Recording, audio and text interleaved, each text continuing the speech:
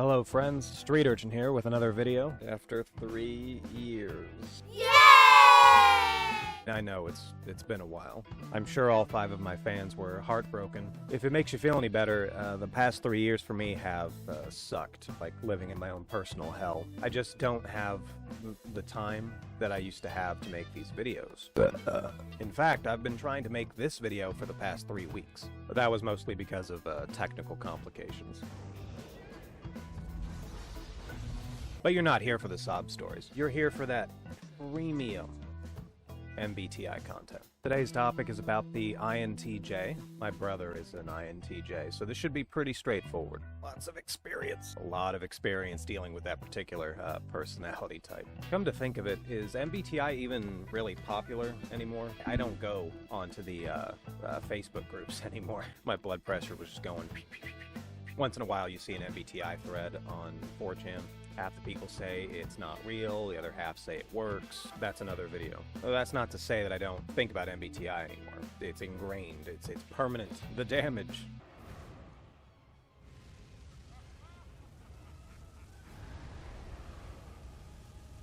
I can't go anywhere without typing, every person that I come across. Right, so we're going to be talking about the INTJ today. I had someone in the comments suggest it, and this one's for you, buddy. So we're going to talk about the INTJ, the functions. We're going to be talking about the INTJ, its functions, as well as Batman. Wait for it.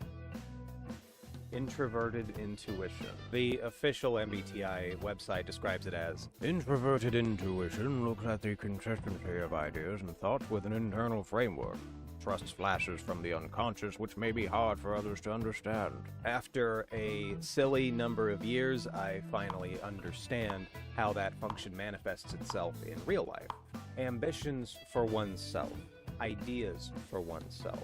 Goals for oneself. That's primarily how the INTJ lives their life. What am I doing today that will benefit me? And of course, those benefits can range from pragmatic to the abstract. It also grants them the innate ability to laser focus on tasks. They have absolute disdain over switching from one project to another before the other one is finished.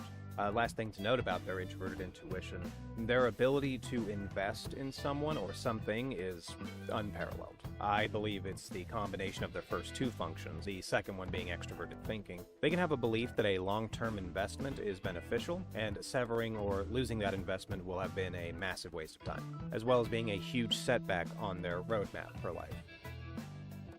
Next on the list is extroverted thinking.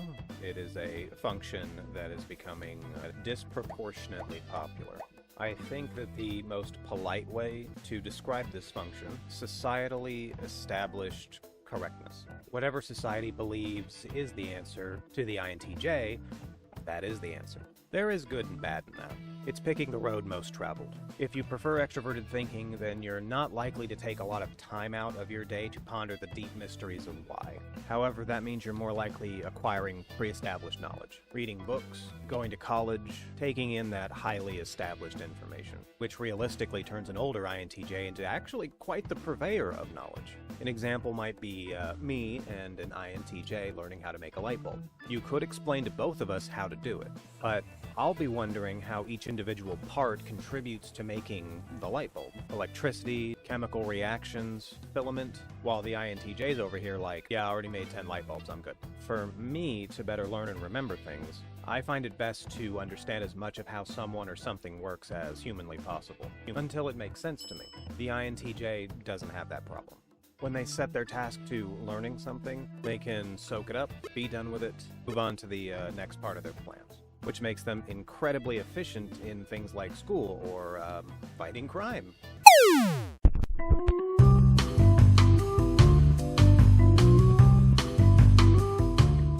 Batman is probably the most well-known INTJ character in fiction. He checks off all the boxes for cognitive function preference, but he also has heightened versions of functions he wouldn't have a preference for. Granted, he's a fictional character, so you have to let it slide. He displays an unflinching sense of conscientiousness. He literally wakes up from his 2 hours of sleep, goes to business meetings, talks with his staff, and presumably goes on dates just to keep up appearances. Then, at night, he straps on skin-tight armor and fights crazy people until the sun comes up. Batman also displays great loyalty for those he considers friends or allies, often willing to try and sacrifice himself for them or innocence. I've not met a large number of INTJs, but not a one I've met didn't struggle with anger issues of some kind. Batman being no exception here. He doesn't kill, but he's not above brutalizing his targets, even if it's just to make a point.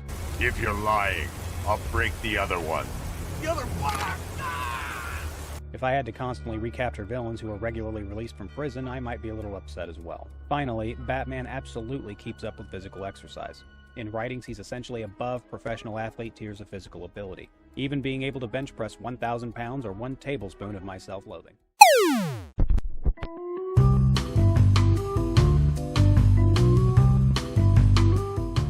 That was pretty fun, huh? Help shake things up in the middle of a video. I have a love-hate relationship with Batman.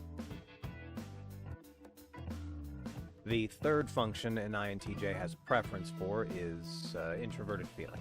Yes, we're going to talk about actual feels. I don't know you anymore. Which is morals, values, ethics, personal feelings. Being the third function, introverted feeling is not absent from the everyday workings of an INTJ. Although they are typically straightforward. That can be don't steal, don't lie, don't cut corners, treat people with respect. And they play by those rules even if other people don't, which actually makes them pretty upstanding citizens. Until you make them angry. I imagine it's a suppressed rage that gets built up over several years of dealing with people.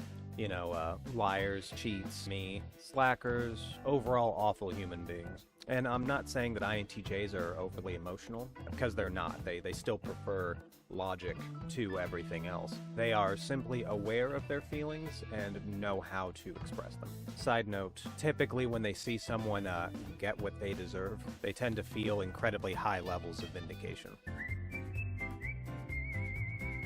The fourth function on the INTJ stack would be Extroverted Sensing. I've found that as I've gotten older, I've become more envious of the other personalities and their usages of those other functions. If I could magically boost my preference for a function, it would probably be this one. In the earlier years, the INTJ tends to shun the physical. Understandably, they're too busy gaining knowledge and focusing on tasks. It consumes most of their time. However, as they get older, once their plans for life are kind of laid out and understood, they start to fit in time for physical activity and spend a little more brain power focusing on what's going on around them. I found that there's some differences in how this plays out based on gender. The male INTJs that I know typically focus on upper body strength training, hitting the gym and getting swole. The females are usually seen jogging and being on some kind of a diet, trying to maintain a smooth level of thinness. Being physically fit to the INTJ ends up being on their list of life goals, which, good for them. I drink beer. So overall, INTJs are driven, upstanding people, typically, with unshakable loyalties and convictions. Although they can be wildly stubborn, they are juggernauts of efficiency and progression. Dealing with INTJs is similar to dealing with a train. Hard to stop, and if you derail them, then bad things happen. And I think that's about it for a very brief description of the INTJ personality. I would have gone into it a bit more, but I'm trying to keep these videos shorter to fit my time constraints. Trying to figure out a way to more streamline the videos so that I can keep cranking them out. I was thinking about doing a lot of audio content, specifically audio content, but it seems very lazy. And although that is who I am, I'd rather not do that. Good news, though, I do have ideas for other content. I've got one for ENTP Plays Vidya. I also have another idea for typing fictional characters, where we pick out a fictional character that there's some debate about, and then go through that character's preferences and figure out what their type is. If you have an idea of a fictional character you'd like to see typed, put it down in the comments. I'm also working on an Mbti Primer video, so that new people can get up to speed on how a lot of the stuff works. And I'll try to make that one as fun and educational as possible. That's it for today. I'll catch you next time.